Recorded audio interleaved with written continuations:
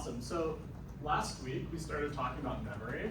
If you would recall, we talked about flip-flops and we got really down and deep into the implementation of how flip-flops work. So before proceeding with memory, I just wanted to review what we went over really quickly so that we're all on the same page and have an opportunity to ask questions if anyone is still confused. We started by saying we want to store one bit of information. And the piece of hardware we would use to do that is a flip-flop. What a flip-flop is,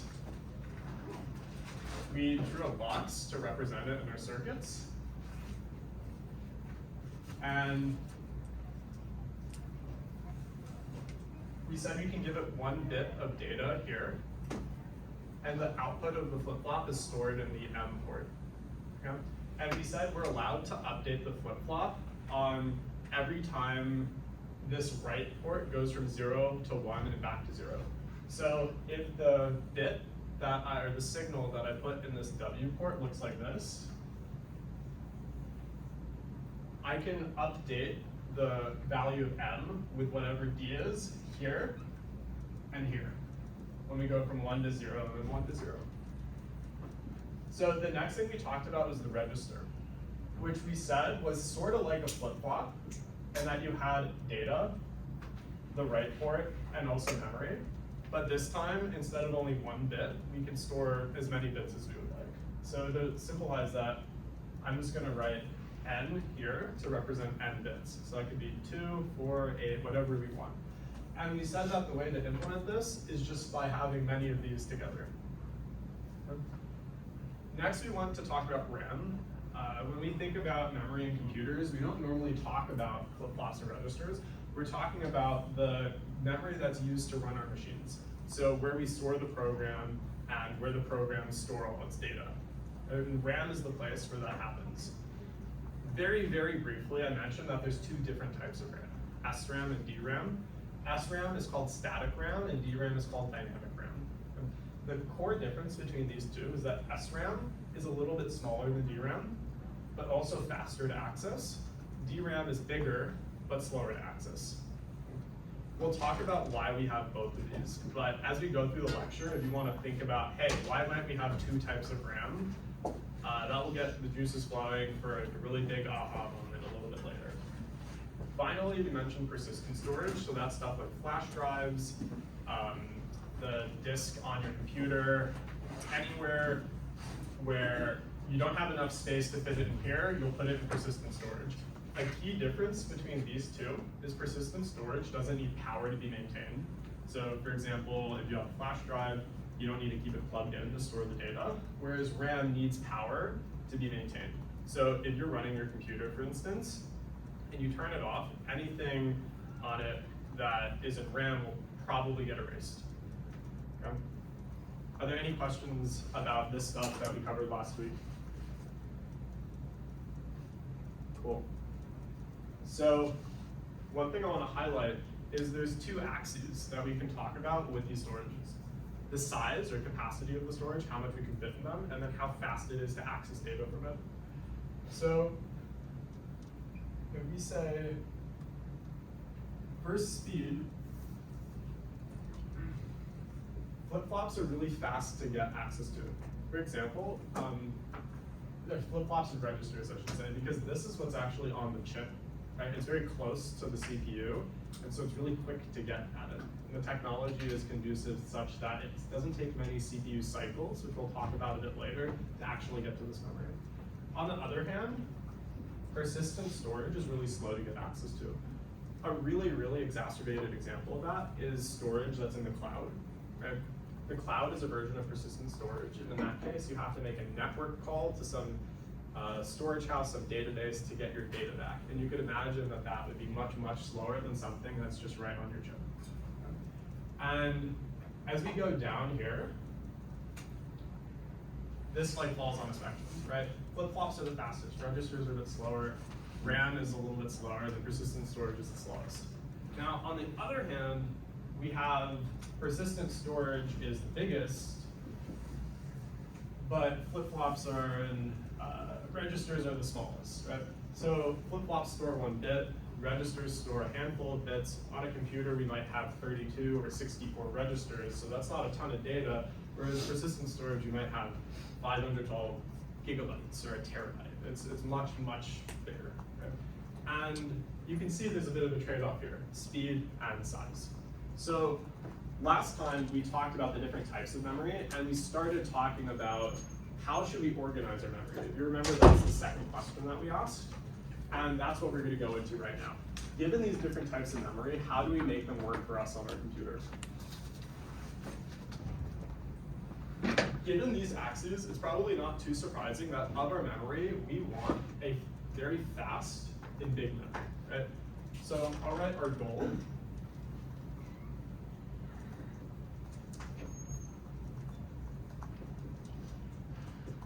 Is a fast and big memory, but these are competing with each other. It kind of seems like we can't have both, right? They're at odds.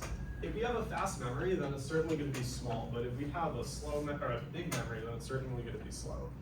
And so right now, what we're going to do is go into how do we actually fake it, right? We can't actually have it, but we can simulate it to the best of our abilities, right? And in a way, we get the best of both worlds.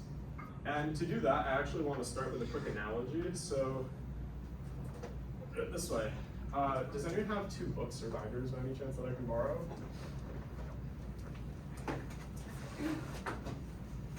There, thank you, perfect. And actually, if you could pass this all the way to the back of the room, and then throw one there.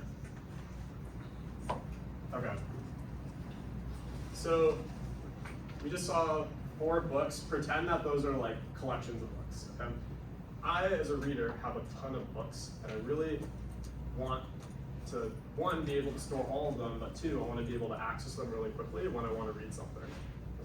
So because I have limited storage, I'm going to keep my books spread out in different places. Right? So for starters, I'm going to keep one in my hand, that's the one I'm reading, or maybe really close to me on a table or in my backpack, okay? And then, of course, there's not that much space here, so I'll say put some on my bookshelf. And then in my room, that's my bookshelf over there. There's more space than in my hands, right? But it's further away from me. So the quickest access is going to be here, right? The next quickest access is going to be there. And then maybe I have tons of books, hundreds of books, and so I can't even fit all of them in my room. The rest of my collection is over there in the attic of my house, okay? And I can fit everything in there, but if I need to go there, it's going to be really, really slow. So let's observe what's happening in this scenario. I'm keeping the books that I'm currently reading closest to me. So my access times to the books that I care about are normally really, really quick. But the storage is large enough that I can keep all of my books, even the less used ones. And I don't need these less used books that often, so while I can get them, it will be really slow to get them, but that's not going to happen very frequently. And so over average, I'm going to be accessing stuff close to me, and only every now and then go into my attic or my bookshelf over there. So what we see in this case is none of the individual storage locations are necessarily fast enough for me and big enough. But if I can spread everything out, I can kind of simulate having a really fast and large library depending on where I am and what books I need. And a key thing is to think about, like, why does this work, right? Why is it that I can always just grab the books closest to me? Why do I never have to go all the way to my attic to get a book? And it seems like stupidly intuitive, right? If I'm reading a book, I'm gonna hold it. I'm not gonna put it back in my attic every time I'm done reading it. Right? So if I'm on chapter 1 and I go to my attic, and chapter 2 and I go back to my attic, and chapter 3 and I go back to my attic, that would be ludicrous. We would never do that as humans. So basically, what we have at play are 2 things that are a thing called locality, and there are 2 types of locality that are at play here. And I'm gonna write that down because it's an important idea. So the first type of locality at play is something called spatial locality. And that's a mouthful, it's nonsense, but it is a term that gets used a lot when we talk about computer organization. Spatial meaning space. Really all this is saying is that the data I use, at this point in time the next data I'm going to use is probably really close to it in space. So for example, if I'm reading chapter 2 of my book here, I'm probably going to read chapter 3 of my book next. So it makes sense to keep it around. The second type of locality at play is something called temporal locality. All right. Not only am I going to read chapter 3 next, but I'm going to do it pretty soon in time. Temporal is time. So really what we're saying is on a computer, the data that we use is close to each other at any given point in time, and we reuse it in a short time interval. So any questions about that analogy so far? Perfect. Now, let's actually answer the question that we set up. This is how do we organize our memory on a computer? And the answer is something called the memory hierarchy. So I'm going to write that on board too, and then we're going to use this board to draw a diagram. Cool. So the memory hierarchy, this is how we organize memory on a computer. And let me draw the diagram right now. You often see it as a pyramid, where at the top are registers, and then RAM, and then persistent storage. I'm just going to write persistent there. So basically, what do we do with the memory hierarchy? We say the small capacity, but very fast memories at the top, and the large capacity, very slow memories at the bottom. That's exactly what we have with that axis right there. We're just stacking everything on top of each other. So basically what we're going to do is store the memory we're currently using at the top, and then the less used data will get stored further and further down. Where persistent storage is for our not commonly used data. How does the hierarchy work in practice? So say I need a piece of data. I'm going to check the top, see if it's there. If it's there, fantastic, I'm done. That was a really fast access time. Registers are the fastest. But if I need that data and it's not there, I'll come down a level.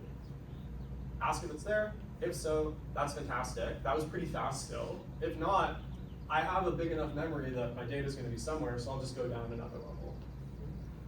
And why does this work? It's a good organization because of locality, as we talked about. Programs use data and instructions in memory with addresses that are really close to what has been used before. And as I mentioned, those axes are really close in time. So one example for anyone who's programmed before is if I have an array. As we mentioned, an array is just like a list of positions that I can write and read from. If I read this address, the chances are, it turns out in programs, that the next thing I'm going to do is try and read this address. And the next thing I'm going to do is try and read this address. Kind of like a loop, right? A very common application of these is in a for loop. And so what you see is spatial locality, because things are right next to each other, but also temporal locality, because I'm going to do this, and then the next thing I'm going to do is access this. Awesome. So one thing before we move forward to point out is really when we have a program running, there's a small amount of memory that we need. That's the reality, is given our 1 terabyte of memory or 512 gigabytes of memory in our computer, we absolutely don't need all of that. We're really gonna need a very small subset of it, and so this is why this organization principle works for us. Cool. I have a note here about just comparing this to the analogy, and so if anything is confusing, I hope this cements it. My hands are kind of like registers, right? As I hold my books, the registers are holding the data that we're currently using. The table over there would be like RAM, and the attic over there would be like our persistent storage, where it's really large, and we only go to it every now and then if we have to. So, let's see, a few more points on the memory hierarchy before we move forward. What we see here is something that gives us the illusion of a large and fast memory. It's large because we can store everything, and it's fast because we're simulating these axes to the top, right? And almost always just staying in the top because of locality. But a really important caveat that we should keep in mind is that this is an illusion. Memory on a computer is not necessarily large and fast. So for example, what's gonna happen if I need a piece of data that's over here, right? what's gonna happen is I'm gonna ask for it, and I'm gonna have to go all the way down here, right? And our memory is large, but this access to this piece of data is gonna be super, super slow. That's an important consideration just to keep in mind as we think about like the realistic aspect of this. Right. So the last thing I want to talk about is this idea called cache, because it's really inherently related to the memory hierarchy. Okay? Basically what we're doing here is we're taking data that we know we're going to use, that we might not be using right now, but we know we're going to use soon, and we're putting it like up here. That way when we want to access it, it's really fast. That's an idea called caching, and you see it literally all the time as computer science majors and people who work with software. Basically what a cache is a system for storing recently used data for faster access times. So in the memory hierarchy, what we're doing is we're caching commonly used data. There's two things like terminologies that are good to be aware of. The first is a cache hit, and the second is a cache miss. A cache hit is if we want our data and it's there, we got it, we hit it. And then a cache miss is if we want our data, but it's not there. So we actually have to go lower in the persistent storage. Okay. Any questions so far? Oh, like, I feel like I've cleared my cache, like, so like, if my computer's running slow, like, why do you do that? Why do you have to clear the cache? Okay, if the computer's running slow. I don't know about the specific instance, but I'll give you an example of what could be happening. So suppose our cache is completely full, right? What I'll do is I'll say, here's like where our registers are, and then here's where our cache is, and then here's where the rest of our memory is. What happens if a lot of the memory we need is right here in our persistent storage, but the cache is completely full? What's gonna happen is we're gonna try and get our data, but it's never gonna be here, right? It's always gonna be down here. Okay? And so what's gonna start happening is your computer is gonna start swapping out blocks of memory to try and cache this stuff.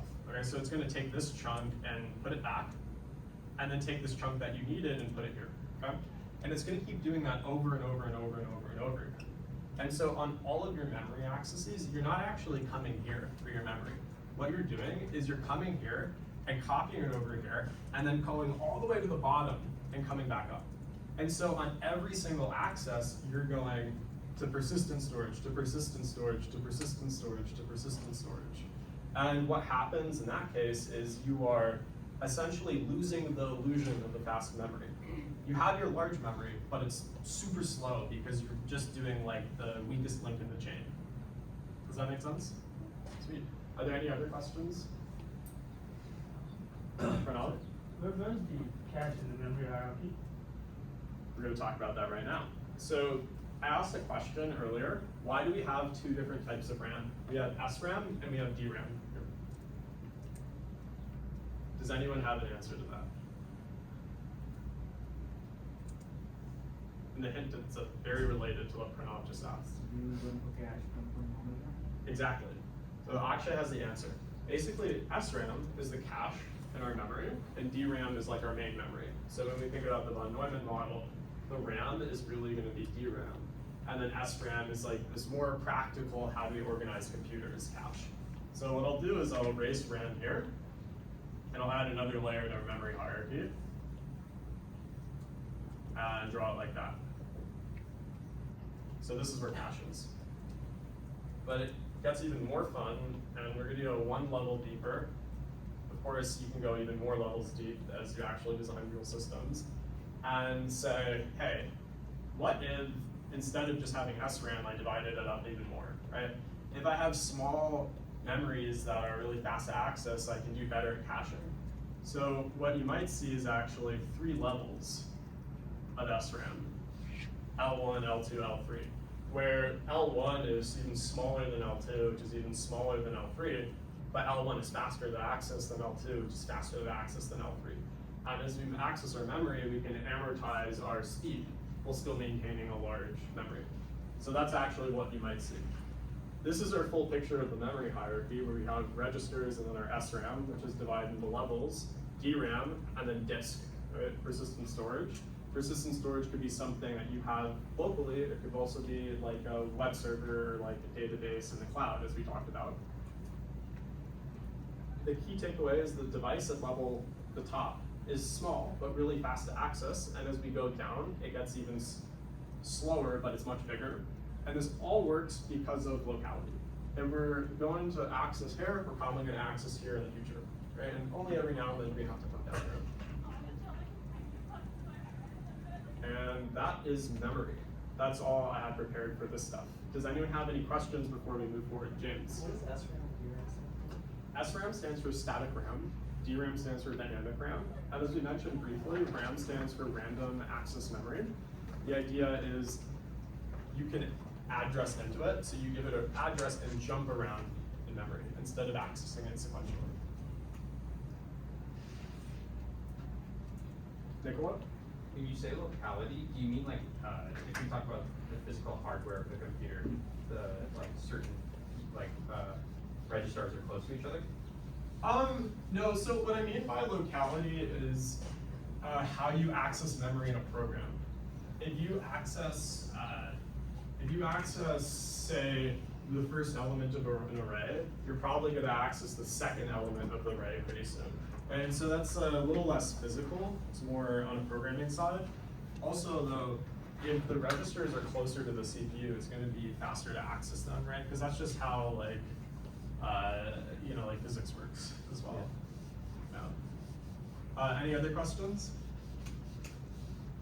By the way, I've been a little bit behind. I've had some stuff come up in the last week or so, and so the notes are not up for week 3, but I assure you by the end of the next couple of weeks, I'll have everything up. I'm kind of playing a little bit of catch up right now. In that case, we're gonna move forward. So I just erased all of that so I could write something. We have this little step-by-step that we've been working on, where we have the different aspects of what we've talked about from week 1 up until today, which is week 4. So you remember in week 1, we talked about bits and how to represent data. In week 2, we talked about how to manipulate data with logic gates. And we just finished talking about memory, from bits to persistent storage. Now we're here. We have something that we're going to talk about today. And we're actually going to get to it a little bit indirectly. So let's see. What we're going to do today is we're going to take these basic ingredients, memory, logic gates, and bits, and we're actually going to build a simple digital system together. We're going to build a very, very simple computer. These are the core ingredients to build the computers that I'm sure you're all here to learn about, but we're going to get to that next week. Right? We want to build something simpler. We want to walk before we run, in a way. So today is simple digital systems, and before proceeding, I just want to take a really quick terminology note. Digital just means ones and zeros. Okay? So this is a computer that's operating on bits. Today's plan is we're going to first talk about something called the system clock, and then we're going to discuss the design of a specific digital system. And it'll be a specific example, but it will show a really general method. And in doing that, it should equip you guys with how to think about our simple computers that exist in the world, like elevators and turnstiles and electric clocks. We're also going to uncover this thing, which will be the last little key that we need to talk about this next week. That's the framing, and let's begin. So, awesome. I have a MacBook here. I'm using it to look at notes, make sure I'm staying on track. This has inside of it a processor, and the processor is a 2.6 gigahertz Intel Core i7. So I'm going to write that down really quickly.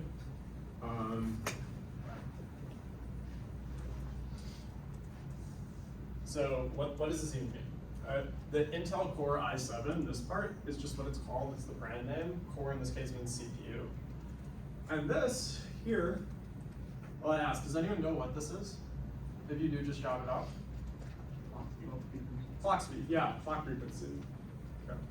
So what this is doing is it's referring to something in my computer called the clock. And I just want to talk about what the system clock is. Basically, all digital systems have a system clock, and the quick intuition for it is it's like a heartbeat that keeps the computer moving along. And to motivate why we need a system clock, I actually want to play a song for everybody. It's a jazz piece. So I'll turn this. Can anyone see this? Yeah. Alright, so.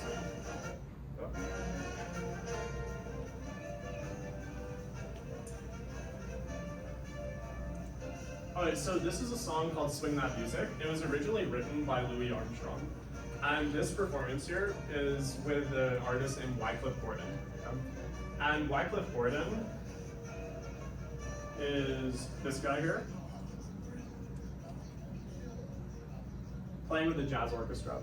And let's talk really quickly about the different parts of the jazz orchestra. You can see it when you're watching this video. The highest pitched instruments are the trumpets. Okay, here there's 5 of them. And then sitting right below, I'll just make little notes here. You have trumpets, and then trombones, and then saxophones, right? And I'll see if I can point it out. Here, let's go back. So the trumpets are back here, the trombones, and then the saxophones, right? It might be a little hard to see, but I'll share this video with everybody. And then there's a rhythm section here with a piano and drums and a bass player and everything. And it sounds really good, at least in my opinion. I'll skip forward to where they're going like crazy with everything.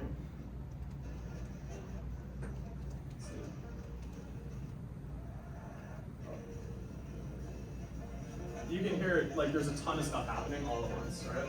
And now the thing is, how do all these people actually stay together? If you think about it, it's kind of mind-boggling, right? We got 20 people, right? We said 5 trumpets, 5 trombones, and 5 saxophones, and then a whole rhythm section, and Wycliffe Gordon, and all these people soloing. I mean, it should break down immediately, right? But the reason it doesn't is because of tempo, right?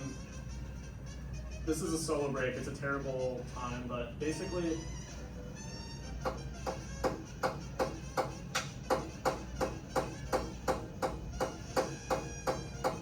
it turns out everybody in the band is having that pulse, right, that the drum is keeping, and they're all have it internally, and everything they're doing is according to that pulse, right? And so it's that pulse that allows them to synchronize with each other. And in the same way, the system clock is what allows everybody to synchronize with each other in a computer. So basically, you have a ton of different parts. We talked about literally billions of transistors, all this different memory that we just listed over there. How does all of that actually stitch together without completely falling apart? It's the system clock. So does anybody have any questions about that motivation for why we need it? No, perfect. Let's talk about what the system clock actually is. So basically, we're gonna have something here, the clock, right? That's gonna send out 1s and 0s on a wire, all right? But if you were to look at the signals that a system clock sends out, it would look kind of like this. Okay? Where you have 0 and then 1, over and over and over and over again. So let me actually draw this a little bit more here. What we see on this wire, it goes 0, right? And then it'll send out 1, and then 0, and then 1, and then 0, and then and on and on and on and on. All right? So that's all the system clock is doing. Let's just decode what this unit hertz is really quickly. I'll just do it here. We'll keep everything organized. Hertz equals cycles per second. So this is what this unit means. And essentially what a cycle is in terms of the clock is when you go from 0 to 1, or a whole 0 and a whole 1. So this is one cycle. This is another cycle. This is another cycle. And what this unit of hertz is saying is how many of these do you have per second? So if this waveform happened in 1 second, I have 1, 2, 3, 4 cycles per second. That would be 0.25 hertz. All right, did I get that right? 4 hertz, excuse me, thank you. Yeah, if you have 4 cycles per second, that's 4 hertz. 4 divided by 1 in this case. And great. So we have this abstraction of what a cycle or what a clock is. What actually is it in real life? We're not going to go too deep into that, but I'm just going to mention it. Basically, what you have is a quartz crystal that sends out the signal on the wire, like a rock, a crystal. And that's what allows you to get pretty slow hertz, so maybe megahertz, kilohertz. And how do you get faster? How do you get gigahertz? What you do is you use a crystal in something called a phase-locked loop, and that can boost the frequency. Don't worry about it for now, we're not going to go deeply into that, but if you're curious, look up crystal and phase-locked loop. Okay. Now, one thing that I think might help cement the idea of the clock for everybody is how it might relate to the flip-flop that we talked about last time. So last time we talked about how the flip-flop updates on the falling edge. Okay. And we motivated that from the perspective of stability. We said it would be terrible if our flip-flop was able to update at every point here, because it would be an unstable system. Another way of thinking about it is you have this clock that's synchronizing everything, and in the vein of synchronizing everything, our flip-flop will just update one time every beat of the clock. And so it does it one time on the falling edge, one time per cycle. Does anybody have any questions about memory or the clock? Else we're going to move forward. Perfect. So moving forward, I want to just tell a really quick story, and then we'll talk about the design of a simple digital system. So imagine that you are driving on a deserted road way off in the desert, and it's really foggy out, so you can't see very well. And it's this one-way road that you keep going down, miles and miles and miles and miles. And in the distance, you see a green light just kind of floating in the sky. It's a little surreal. You get closer and closer and closer to it. It turns yellow, and it goes red. You come to a stop, and you're like, what the hell? There's no one else. It's like 3 a.m. What's going on? And as you're having that thought, a gigantic semi-truck, it's all in black, without its lights on, blasts through the intersection that you're at on another one-way road. And you think, holy shit, like, I'm really glad that I stopped because of this traffic light, or else I would definitely be dead right now. Let's draw the setup there. You have this one-way road and another one-way road. You do that, where the flow of traffic is this way and this way. And right here, you have a traffic light. This is that green light that you saw. Maybe your little car going this way, and this giant semi-truck is coming this way. Okay. One thing I want to draw is also, you know, traffic lights have sensors. If you've ever seen those like circles that are in the ground, we'll represent that like this. Okay. So say side A and side B. This is what you saw coming up, and because the truck was on the sensor, the light turned and it made you stop. Eventually, after you calm down and everything, you're on this sensor here, there's no one on this road anymore. What's gonna happen is the light's gonna turn green, you're gonna go for it and get home safely. Clearly, this traffic light is really important, and so this class, and we're probably not gonna finish, so we'll just pick it up at the beginning of next class. What we're gonna do is, together, I'm gonna ask some guiding questions, and we're gonna talk about how to design this traffic light. Okay? Clearly, it's a very important thing. And while this is specific, it's actually, we're gonna unveil a really general method, as I mentioned, and it's gonna tell us, you know, the last building block we need on our way to a computer. Any questions about the setup so far? Perfect. So I'm gonna add one more piece of detail to this, and then we're gonna start talking together. So this light is two-way, right? I'm a terrible, terrible artist, but you could imagine, what I'll do is I'll just say, there's a red, green, and a yellow here, and then a red, green, and a yellow here on the traffic light.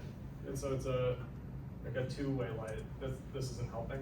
And so what I want to do first is talk about what states this light could be in. So what I mean by that is, if we have red, green, and yellow on one side, and then red, green, and yellow on the B side, what combinations of red, green, and yellow can we have? So for example, we definitely can't have green and green, or else that truck would have hit us. And so let's go through all of that together. what we'll do is write the options up. We'll crowdsource some stuff.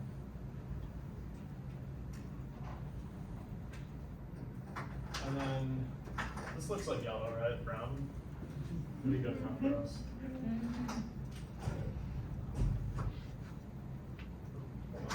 I had a better way of writing this. Yeah, that's what I want.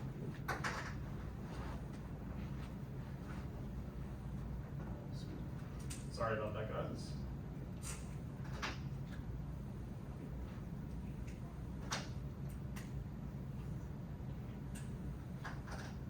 Okay, sweet.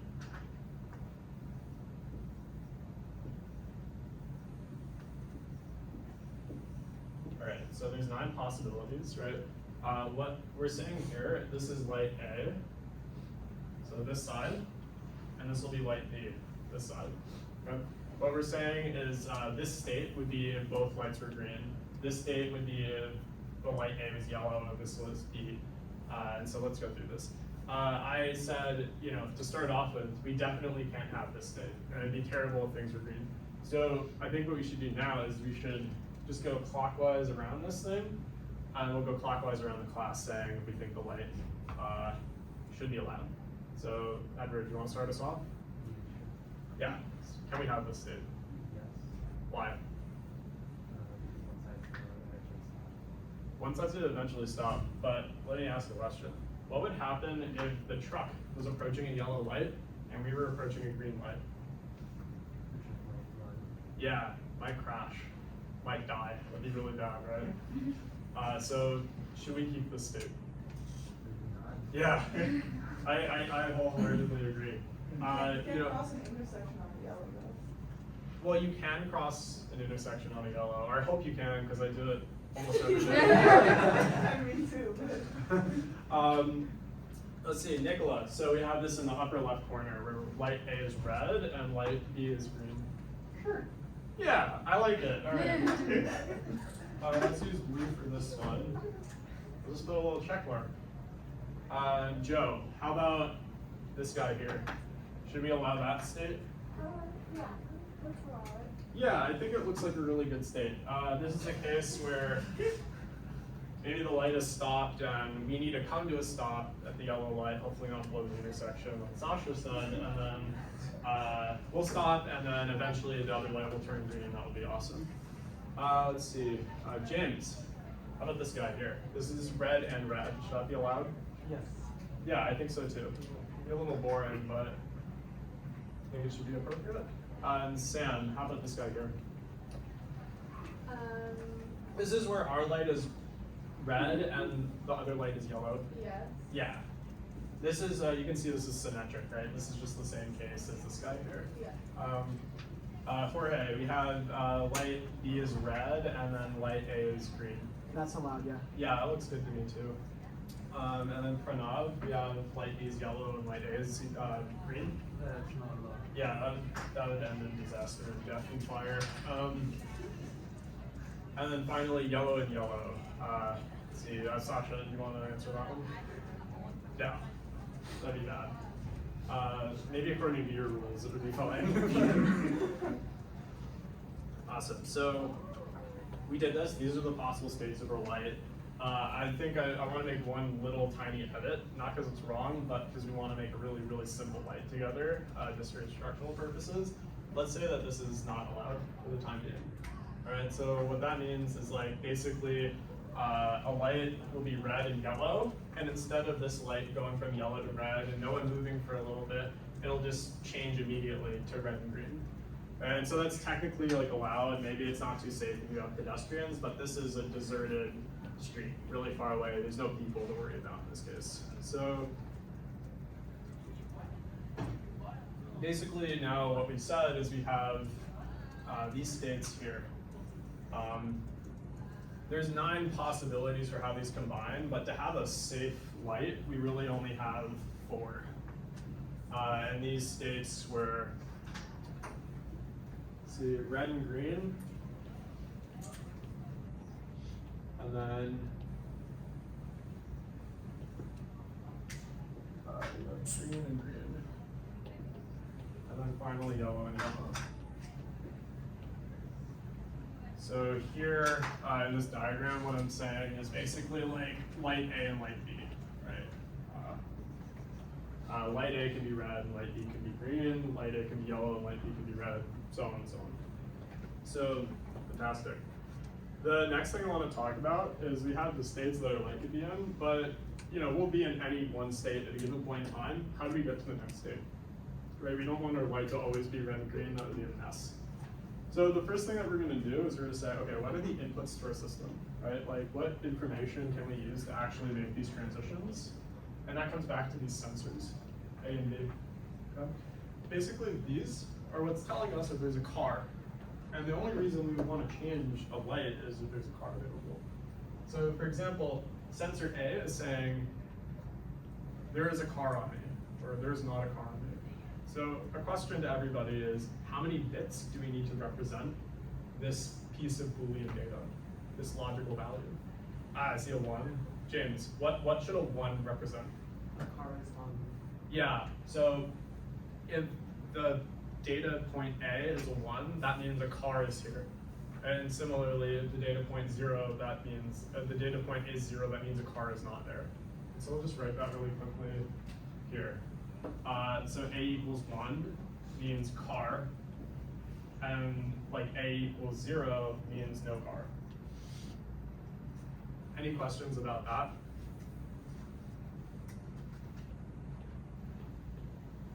Cool. So now we have the states and we have our inputs. We have the equipment that we need to talk about how these transition between each other. And so what do I mean by transition? I mean, we know what the states are. So given that we're in this state and given the inputs A and B, what state should we go to next?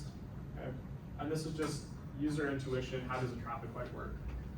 So let's suppose that light A is red and light B is green. Okay, so what happens, I think the best way to say this is like, let's see, we have 2 bits of data, and if we have 2 bits of data, there are 4 possibilities, right? I'm gonna write the possibilities here, and we'll just refer back and forth between them. So we have A and B. Either there's no cars at either light, there's a car at B but not at A, there's a car at A but not at B, or there's a car at both of the intersections. So my first question is, what happens if there's a car at A but not at B? So that's A equals 1 and B equals 0. What should we do in this case? Oh, sorry, if we're in this state, what should we do? So light A is red, light B is green. There's a car at A but not at B. What should we do? Anyone can answer that question. So the situation is, this is red, there's a car waiting. This is green, but there's no cars. What should the light do? Jorge? Should we change the green red? Let's see. So, green, red. Yeah, but like traffic lights, it'd be bad if it just went from green immediately to red, right? Probably have some accidents and everything. So, does anyone have an updated idea? Nicola? I think we're missing it, but it's meant to be red top left, the yellow bottom right. You have 2 copies of them. Oh, do I? You're totally right. Thank you for catching that. And it seems like you also have an understanding of what the next thing should be. That thing. Yeah, exactly. So basically what's going to happen is if A is 1 and B is 0, what we're saying is there's a guy waiting, and so we need to turn this light red. And as traffic lights work, you go from green to yellow, and then once you go to yellow, what's going to happen is this is going to go to, oh, I think I screwed something up. Oh, yeah, no. Like this, right? Yellow goes to red, and then red then's going to flip to green, right? So this is just always true, basically. When one side is yellow, it's going to go red, and then the red side is going to go green. Are there any questions? I think I screwed something up, so there's a clarification. Akshay? The second state is like just a temporary placeholder state. It don't stay there. Yeah, exactly, because that's how traffic lights work, right? And, red and green, we don't want to just flip straight to green and red, like Jorge suggested. We want to do this so people can slow down and not look through the intersection. Great, so now my next, I guess like this is a pretty symmetric case, right? If we have yellow and red, where should this go to? Always, no matter where there are cars.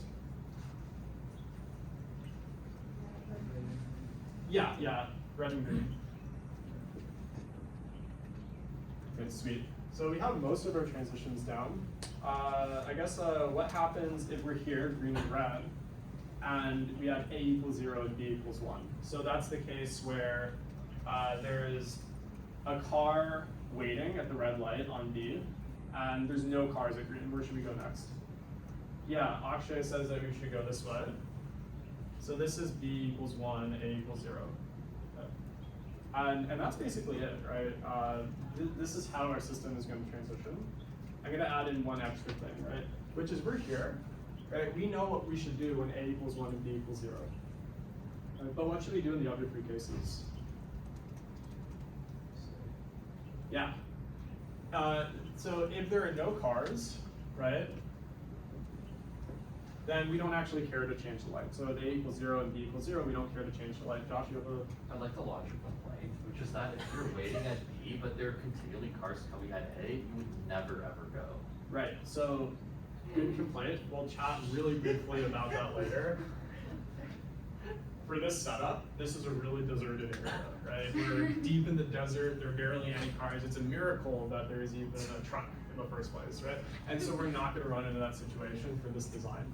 Of course, we might in a city street, and so we'll talk very, very briefly about how you might improve your design to handle that. And then if we're in the case that A equals 0 and B equals 1, we should still stay because we want the green light to keep going, et cetera, et cetera. And it's the same exact thing here, right? This will handle all the other cases, we'll just stay in this configuration. So, okay. So basically, what I want to do now is I just want to briefly talk about what this thing is, motivate why we want it, and then next week we'll talk about implementing it. So what we've done here, pretty organically, is we've drawn something called a finite state machine. And actually, we've unlocked the little final key, the little last piece of the puzzle here. This is what's going to be necessary to get us to the computer, this finite state machine. So that's a really jarbled nonsense name. Let's just unpack what it means really quickly. This is a machine because this is a model of a system. It's a model of a computer, a model of a machine. State, these are states that this system can be in at any point in time, and there's a finite number of them. And we're not going to have an infinite number of traffic light, combinations. That would be horrendous. So essentially, our computers are composed of many smaller finite state machines to build up a bigger and more general and more powerful thing. So to get this end-to-end understanding of how computers work, we really have to talk about how to implement this in circuitry. We have almost gotten there, right? We know how to represent bits, which we talked about with the A and D, the sensors. We know how to make logic happen. We know how to store a logic. These are all the ingredients that are going to help us build this, and then this is going to help us build a computer. So just context is next week, now that we've figured this out together, we're going to figure out how to make it happen in a circuit. It should be the first half of class, and then the second half of class, we're going to talk about how our PCs work. And are there any questions before we adjourn for today? Anything at all? Perfect. Thank you, guys.